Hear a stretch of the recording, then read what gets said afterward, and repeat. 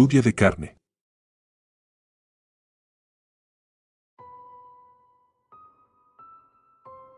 Mi nombre es William Harper, y nunca olvidaré el extraño y perturbador acontecimiento que ocurrió en Bath County, Kentucky, el 3 de marzo de 1876. Era una tarde tranquila, el tipo de día que pasa desapercibido, sin nada fuera de lo común. Sin embargo, esa monotonía sería brutalmente interrumpida por un evento que dejó una marca indeleble en la historia de nuestro pequeño pueblo.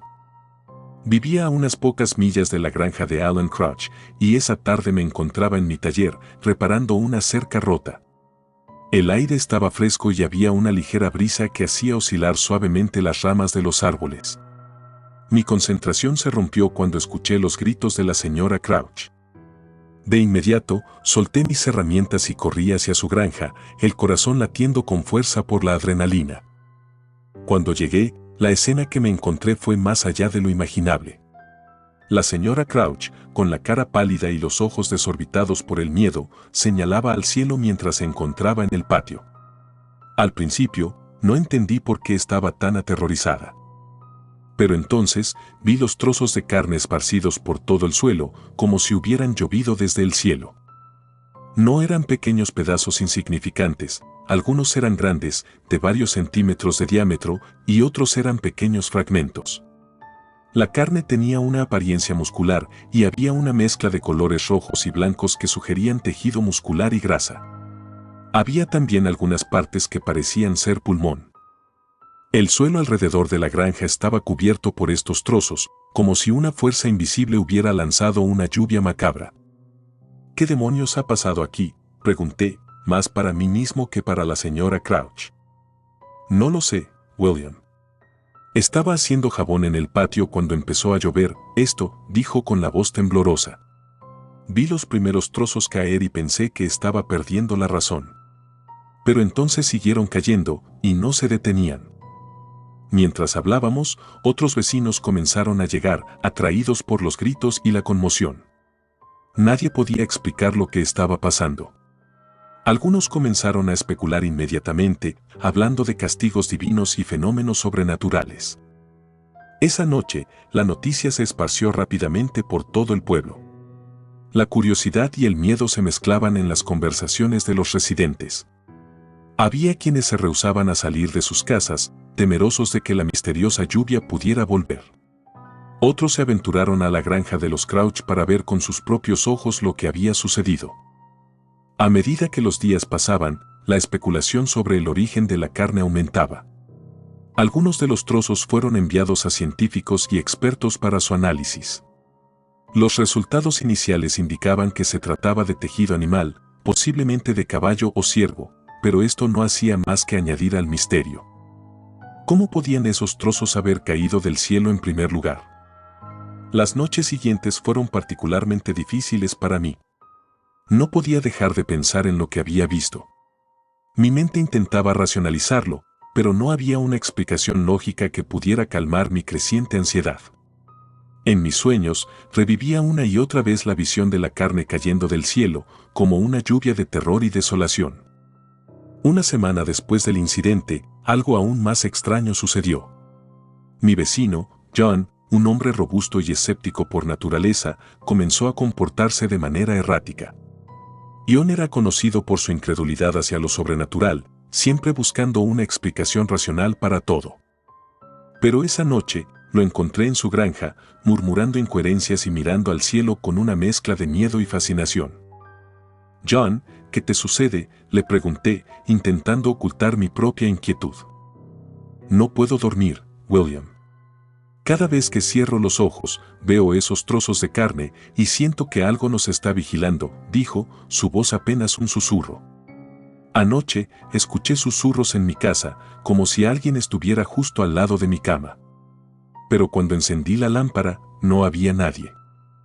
Intenté calmarlo, diciéndole que probablemente era el estrés y la falta de sueño. Sin embargo, esa misma noche, yo también experimenté algo que me heló la sangre. Mientras intentaba dormir, escuché un suave golpeteo en mi ventana. Al principio, pensé que era el viento, pero el sonido era demasiado rítmico, casi humano. Me levanté, con el corazón latiendo violentamente, y me acerqué a la ventana. Para mi horror, en la tenue luz de la luna, vi una figura oscura parada en mi patio. Era alta y delgada, con una presencia que irradiaba una sensación de peligro. No podía ver su rostro, pero sentía sus ojos clavados en mí, llenos de malevolencia. De repente, la figura levantó un brazo y señaló al cielo, antes de desvanecerse en la oscuridad. A la mañana siguiente, encontré marcas en el suelo, justo donde había visto la figura. Eran huellas que no parecían humanas ni animales, más bien algo intermedio, como si pertenecieran a una criatura de pesadilla. Mi mente se llenó de terror y dudas. ¿Podría todo esto estar relacionado con la misteriosa lluvia de carne? Los días siguientes fueron un torbellino de paranoia y miedo para los residentes de Bath County. Más personas comenzaron a reportar extrañas apariciones y fenómenos inexplicables. La señora Thompson, que vivía en las afueras del pueblo, juró que había visto sombras moviéndose en su casa a pesar de estar cerrada con llave. El pastor del pueblo intentó tranquilizar a todos, sugiriendo que tal vez era un castigo divino, pero sus palabras no lograron calmar los crecientes temores. Decidí investigar más a fondo. Si iba a entender lo que estaba sucediendo, necesitaba respuestas. Empecé a hablar con los ancianos del pueblo, esperando que tuvieran alguna sabiduría o historias del pasado que pudieran arrojar luz sobre el fenómeno. Uno de ellos, el viejo Samuel, me contó una historia que me dejó helado. Cuando era niño, comenzó, hubo un hombre en este pueblo, un hombre al que todos temían. Era un forastero, venido de quién sabe dónde. Se decía que practicaba artes oscuras, ritos prohibidos. Un día, desapareció, y con él, todo el ganado del pueblo. Los ancianos de ese tiempo dijeron que fue un sacrificio, una ofrenda a fuerzas más allá de nuestra comprensión. Poco después, empezaron a suceder cosas extrañas y algunos comenzaron a murmurar sobre una maldición. La historia de Samuel me inquietó profundamente. ¿Podría haber algún vínculo entre ese oscuro pasado y la lluvia de carne? ¿Era posible que estuviéramos enfrentando algo más antiguo y siniestro de lo que podíamos imaginar? La situación en el pueblo continuó deteriorándose. La paranoia crecía, y las noches se volvieron insoportables para muchos. Incluso aquellos que nunca habían creído en lo sobrenatural empezaron a cuestionar su escepticismo.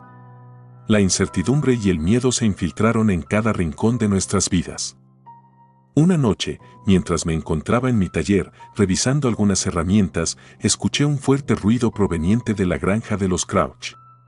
Decidí investigar, armado con una linterna y un viejo rifle que solía usar para cazar. Al acercarme, vi que la puerta del granero estaba abierta de par en par, algo inusual a esa hora. Entré cautelosamente, y lo que vi me hizo desear no haberlo hecho. En el suelo, rodeado por velas negras y símbolos dibujados con sangre, yacía el cuerpo del señor Crouch. Su rostro estaba desfigurado por una expresión de terror absoluto, y su pecho estaba abierto, como si algo lo hubiera desgarrado desde adentro. La visión era grotesca y perturbadora, un claro indicio de que algo maligno estaba en juego. Retrocedí, temblando, y corrí de vuelta al pueblo para alertar a las autoridades. Cuando llegaron, solo pudieron confirmar lo que ya sabía: algo terrible había sucedido, y no había ninguna explicación lógica para ello.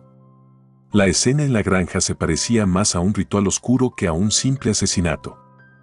El pánico se apoderó del pueblo. Todos sabíamos que algo maligno nos acechaba, pero no sabíamos cómo enfrentarlo. Decidí reunir a algunos de los hombres más valientes del lugar para organizar una vigilancia nocturna. No podíamos permitir que el miedo nos paralizara y teníamos que proteger a nuestras familias. Durante las primeras noches no sucedió nada fuera de lo común. Sin embargo, una semana después, mientras patrullábamos cerca de la antigua iglesia abandonada, escuchamos un canto suave, casi hipnótico, proveniente del interior. Nos acercamos cautelosamente y, al entrar, vimos una figura encapuchada frente al altar. La figura se volvió lentamente hacia nosotros, revelando un rostro pálido y cadavérico. Sus ojos eran pozos oscuros de maldad, y su sonrisa era una mueca torcida de desprecio. Alzó una mano y, de repente, el aire se llenó con el olor a sangre y carne putrefacta. Caímos al suelo, sofocados por el hedor, y cuando nos levantamos, la figura había desaparecido. Esa noche, varios de nosotros sufrimos pesadillas terribles. Soñé con la figura encapuchada, riendo mientras trozos de carne caían del cielo, cubriendo todo a su alrededor. Sentí que la realidad y la pesadilla se entrelazaban y me desperté empapado en sudor, con una sensación de desasosiego que no podía sacudir. Los días pasaron y el miedo se convirtió en un compañero constante. Nadie sabía quién sería el próximo en ser atacado y la desconfianza se instaló entre los vecinos. Decidí investigar más a fondo sobre la historia del hombre que Samuel había mencionado. Pasé horas en la pequeña biblioteca del pueblo, revisando antiguos registros y periódicos. Encontré menciones de un hombre llamado Asro Blackwood, un forastero que llegó al pueblo a principios del siglo XIX. Según los registros, Blackwood era conocido por su conocimiento de las artes ocultas y su interés en rituales oscuros. Fue acusado de varios crímenes atroces, pero nunca fue juzgado, ya que desapareció misteriosamente una noche, llevándose consigo varios animales del pueblo. Los rumores sobre sus prácticas y la posibilidad de una maldición comenzaron a tomar forma en mi mente. Sentí que estaba cerca de descubrir la verdad, pero también sabía que esta verdad podría ser más aterradora de lo que jamás hubiera imaginado. Decidí visitar la tumba de Blackwood, ubicada en un viejo cementerio olvidado en las afueras del pueblo.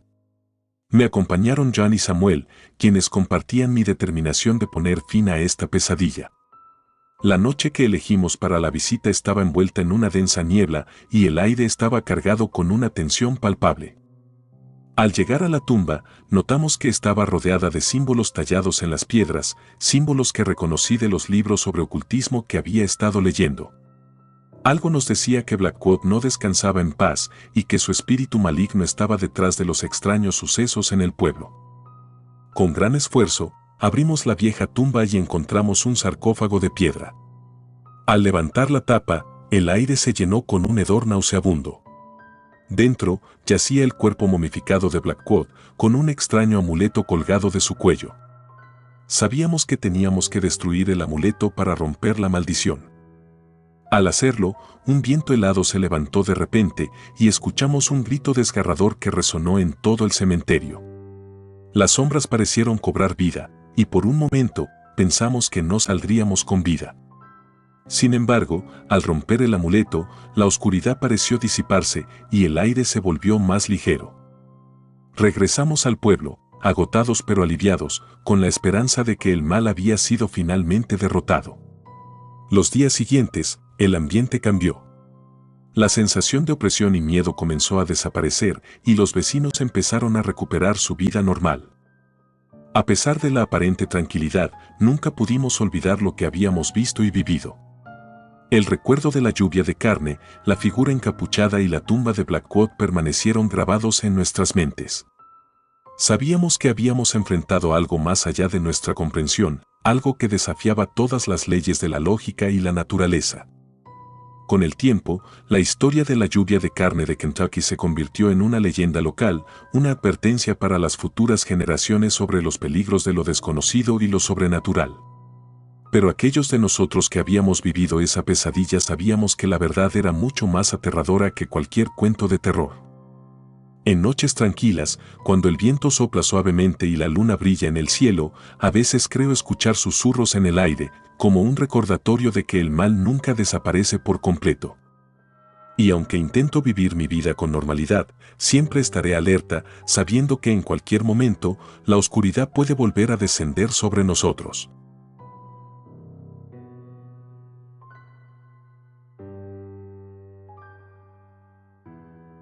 El misterio de los pies.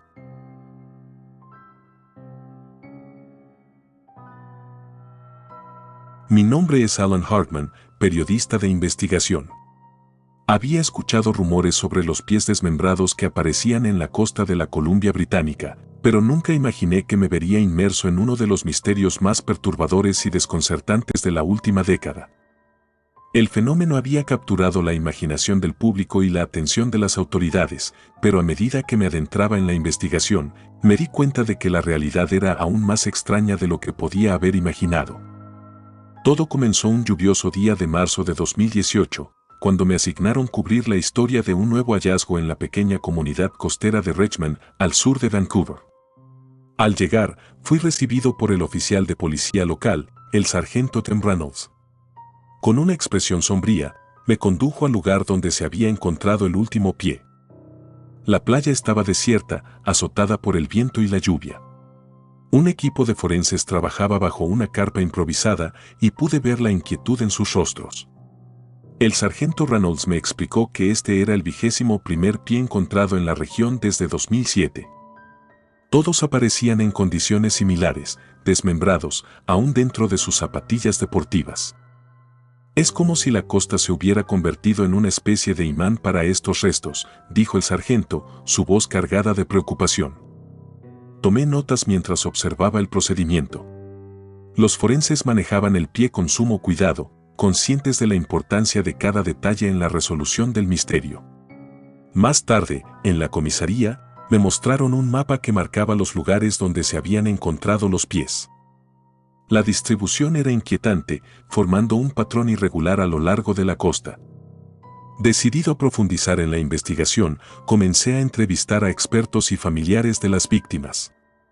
La mayoría de los pies habían sido identificados a través de pruebas de ADN y en muchos casos, las personas habían sido reportadas como desaparecidas antes de que sus restos fueran hallados. Sin embargo, había un patrón común: la mayoría de las desapariciones no estaban relacionadas con actos criminales evidentes. La doctora Lisa Evans, forense jefe del laboratorio de Vancouver, me ofreció una perspectiva más técnica sobre el fenómeno. Según ella, los pies desmembrados no eran un caso aislado, sino el resultado de procesos naturales en el agua. Cuando un cuerpo entra en descomposición en el agua, las articulaciones son los puntos más débiles, explicó. Las zapatillas modernas están diseñadas para flotar, por lo que cuando los pies se desprenden, son arrastrados por las corrientes y eventualmente llegan a la costa. A pesar de la explicación científica, no podía sacudirme la sensación de que había algo más oscuro y siniestro en juego. La coincidencia de tantos pies apareciendo en una región relativamente pequeña era demasiado extraña para ser ignorada. Decidí profundizar en los archivos y descubrí que había un patrón similar de hallazgos en las costas de Tecoume y Seattle, al sur de la frontera. Me dirigí a Seattle para entrevistar a la detective Sarah Thompson, quien había estado investigando casos similares desde hacía varios años.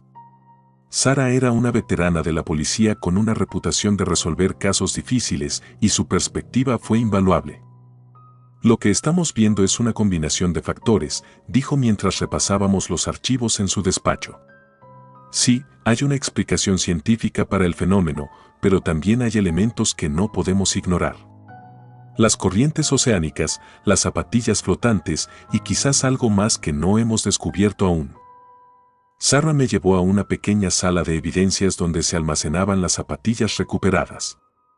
Era un lugar sombrío, lleno de estantes con cajas etiquetadas meticulosamente. Cada caja contenía una zapatilla, un recordatorio silencioso de los individuos a los que habían pertenecido. Mientras examinaba una de las zapatillas, me sorprendió notar que algunas de ellas estaban en condiciones sorprendentemente buenas, considerando el tiempo que habían pasado en el agua. Pregunté a Sarah al respecto y su respuesta fue reveladora. Es algo que también nos ha desconcertado, admitió. Algunas de estas zapatillas parecen casi nuevas, como si hubieran sido colocadas en el agua recientemente.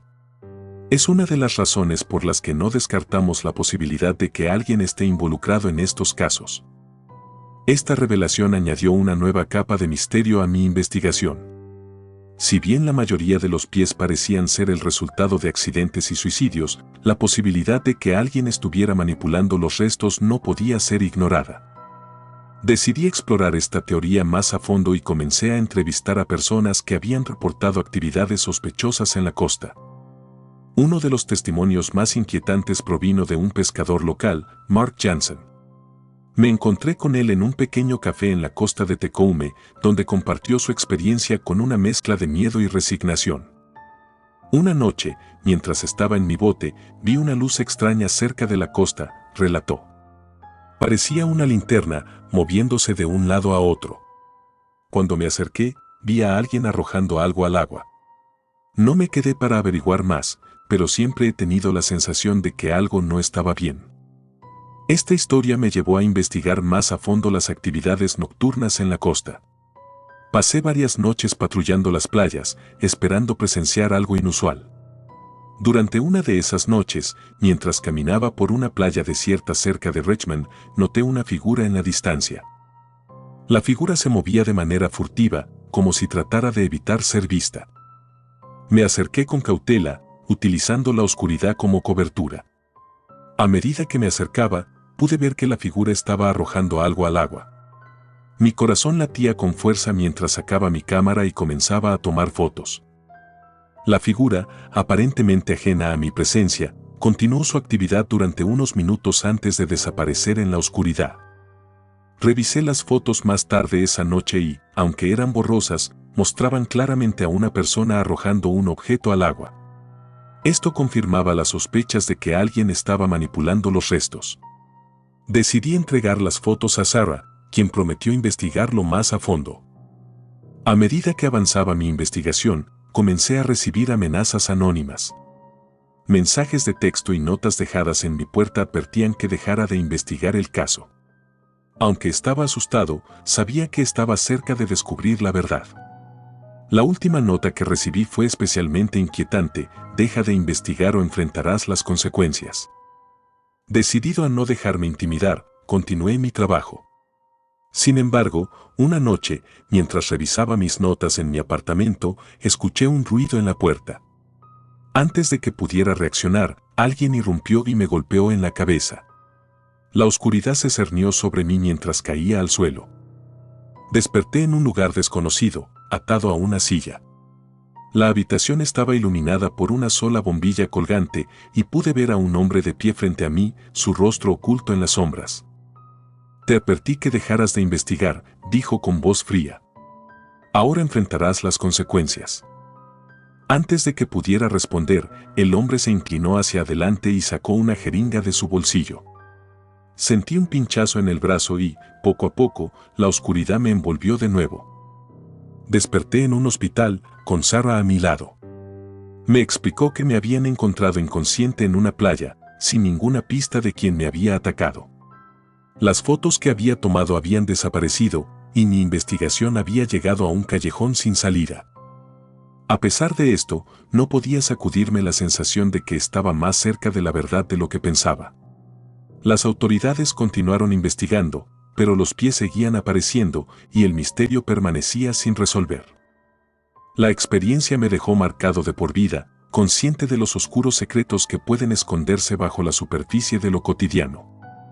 El fenómeno de los pies desmembrados sigue siendo uno de los misterios más desconcertantes y perturbadores de nuestra época, un recordatorio de que, a veces, la verdad puede ser más extraña y aterradora que la ficción.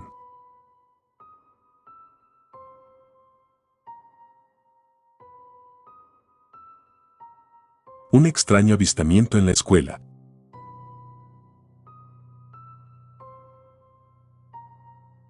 El pequeño pueblo de Ruba, a las afueras de Harare, se había convertido en un hervidero de actividad mediática.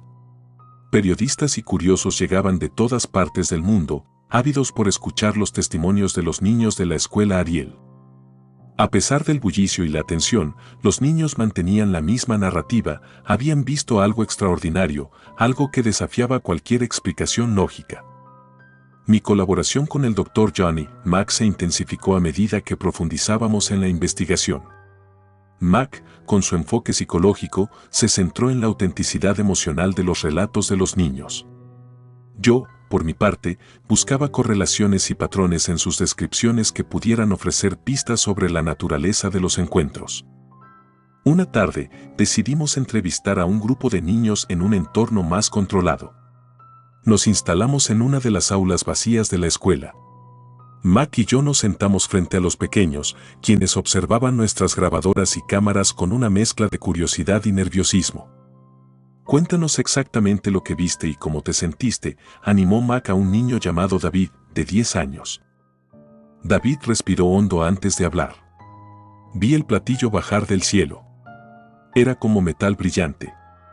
Y los seres eran pequeños, con ojos grandes y negros. No tenían boca, pero sabía que estaban hablando conmigo en mi cabeza. Sentí miedo, pero también paz. Mac y yo intercambiamos una mirada significativa. El patrón de comunicación telepática era consistente con otros relatos de encuentros cercanos del tercer tipo. ¿Qué te dijeron?, pregunté, inclinándome hacia adelante. David frunció el ceño, concentrándose. Dijeron que la Tierra estaba enferma, que nosotros, los humanos, la estábamos lastimando. Querían que cuidáramos el planeta. Las mismas palabras, los mismos mensajes.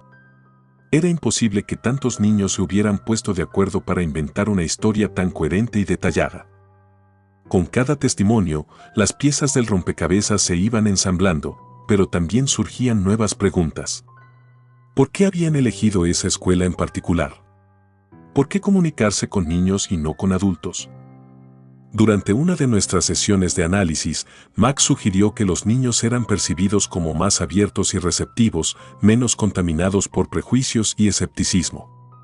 Quizás los visitantes, quienes quiera que fueran, consideraban que los niños serían más fáciles de alcanzar con sus mensajes de advertencia. A medida que pasaban los días, también entrevistamos a los maestros y a algunos padres. Aunque inicialmente escépticos, la consistencia y la emoción genuina en los relatos de los niños los habían convencido de que algo muy real y significativo había sucedido. Una noche, mientras repasaba mis notas en la habitación del hotel, una llamada me sobresaltó. Era una voz masculina, grave y temblorosa. «Debes dejar de investigar esto», dijo la voz. «No sabes con qué estás jugando. No pongas en peligro a esos niños ni a ti mismo». Antes de que pudiera responder, la llamada se cortó. Intenté rastrear el número, pero resultó ser imposible. La llamada me dejó inquieto, pero también más decidido que nunca a llegar al fondo del misterio. Al día siguiente, compartí la llamada con Mac. Sus ojos se entrecerraron, pero no dijo nada. Sabía que ambos estábamos pensando lo mismo, estábamos acercándonos a algo que alguien, en algún lugar, no quería que descubriéramos. Decidimos redoblar nuestros esfuerzos. Contactamos a otros investigadores de fenómenos ovni y compartimos nuestros hallazgos. Muchos se mostraron interesados, algunos escépticos, pero todos coincidían en que los testimonios de los niños de Ariel eran únicos y merecían una atención seria. Durante una de nuestras reuniones con los niños, una niña llamada Emma se acercó tímidamente a Mac y a mí. Tenía 9 años, con grandes ojos marrones y una expresión solemne. «Anoche tuve un sueño», dijo Emma en voz baja. «Ellos volvieron. Me dijeron que vendrían de nuevo, pero que no tendría miedo. Quieren que les escuchemos, que entendamos». Max se inclinó hacia ella, su interés claramente captado.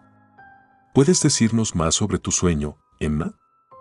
La niña asintió, su voz apenas un susurro. Estaba en la escuela, pero todo estaba oscuro. Ellos estaban ahí, en la misma zona de matorrales.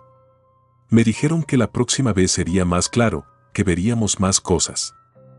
Las palabras de Emma nos dejaron pensativos. ¿Era posible que los visitantes estuvieran planeando otro encuentro? ¿Y qué querían decir con veríamos más cosas? A medida que continuábamos nuestra investigación, empecé a sentir una extraña sensación de ser observado. Al principio, lo atribuí a mi propia paranoia, pero pronto me di cuenta de que no estaba solo en mi percepción. Mac también había notado figuras en la distancia, sombras que parecían seguirnos. Una noche, mientras caminaba de regreso al hotel, vi un destello de luz en el cielo. Me detuve y miré hacia arriba. La luz se movía de manera errática, cambiando de dirección con una rapidez imposible para cualquier aeronave terrestre. La observé hasta que desapareció detrás de las colinas. Regresé al hotel con el corazón acelerado. Algo estaba ocurriendo en Ruba, algo más grande y más aterrador de lo que habíamos anticipado. Decidí no mencionar el avistamiento a los niños para no asustarlos, pero compartí la experiencia con Mac. «Están aquí», dijo Mac, su voz grave. «Y no sabemos cuáles son sus intenciones». La comunidad local comenzó a dividirse a medida que la atención mediática y nuestra presencia continuaban. Algunos padres retiraron a sus hijos de la escuela, temerosos de las repercusiones del incidente. Otros, sin embargo, se unieron en un esfuerzo por comprender y apoyar a los niños. Un día, mientras estábamos en la escuela, uno de los maestros, el señor Mbanji, se acercó a nosotros.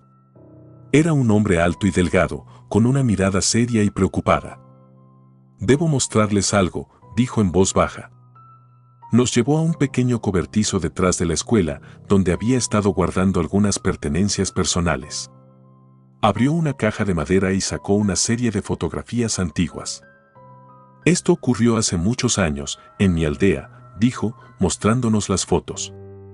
«Mis abuelos contaban historias de luces en el cielo y seres que venían de las estrellas. Siempre pensé que eran solo mitos, pero ahora». Las fotos mostraban dibujos y pinturas rupestres que representaban figuras similares a las descritas por los niños de Ariel, seres pequeños con grandes ojos negros y objetos voladores en el cielo. Mac y yo intercambiamos una mirada significativa. Las historias de encuentros extraterrestres no eran nuevas y parecía que este fenómeno tenía raíces profundas en la cultura local. Mientras continuábamos revisando las fotos, una sensación de urgencia creció dentro de mí. ¿Y si los visitantes no solo estaban observando, sino que también estaban interactuando con la humanidad desde tiempos inmemoriales? ¿Qué querían realmente? Esa noche, decidimos realizar una vigilia en el campo donde los niños habían visto los objetos y los seres. Mac, Cynthia y yo, junto con algunos padres y maestros, nos reunimos alrededor de una fogata, observando el cielo estrellado y compartiendo historias y teorías. A medida que avanzaba la noche, el aire se llenó de una extraña electricidad. De repente, un resplandor brillante apareció en el horizonte, moviéndose rápidamente hacia nosotros.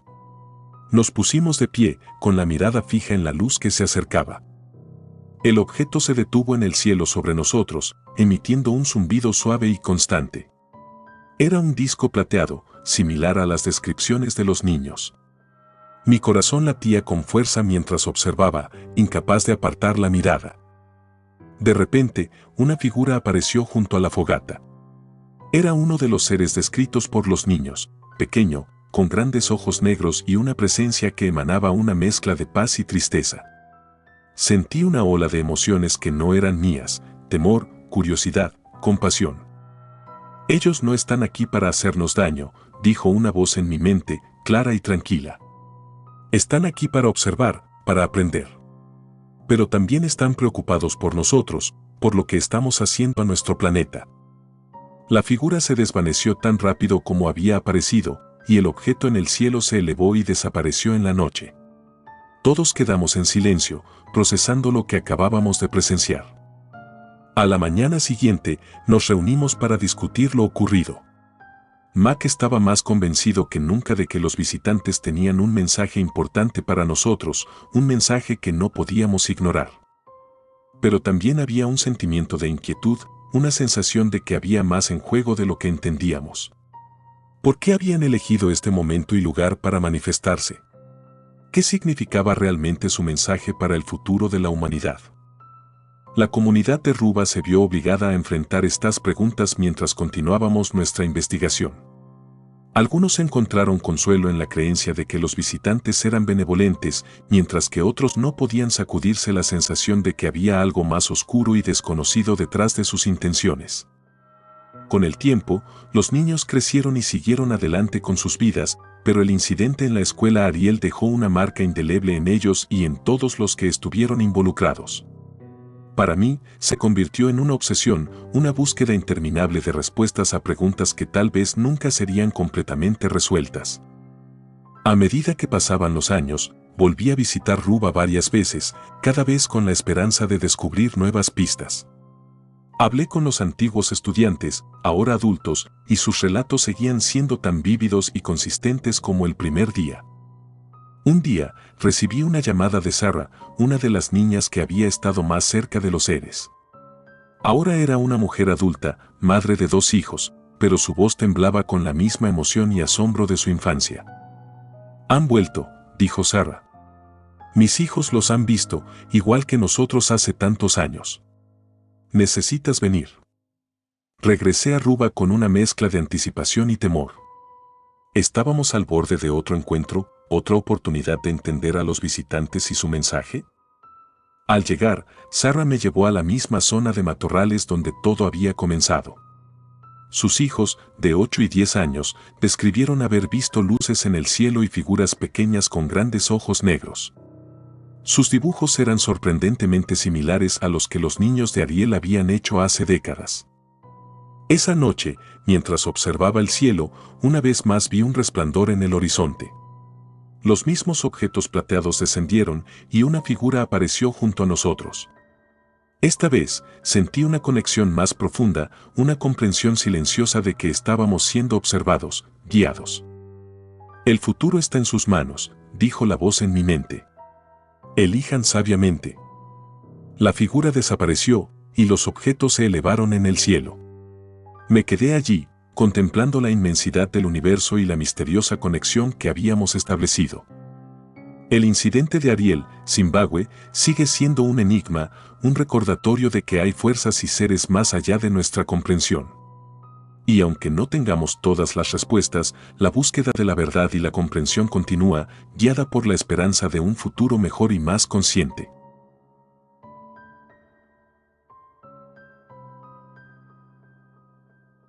Gracias por tomarse el tiempo de escuchar nuestros relatos de terror, espero y haya sido de su agrado. Si te gustan los relatos de terror, apóyanos a darle like y compartiendo, o haciendo un comentario, ya que eso nos ayudaría a la mejora continua. Si aún no estás suscrito o suscrita, los invito a que lo hagan para que no se pierdan de los mejores relatos de terror de Lamentos de la Noche. Gracias por el apoyo y buena vibra.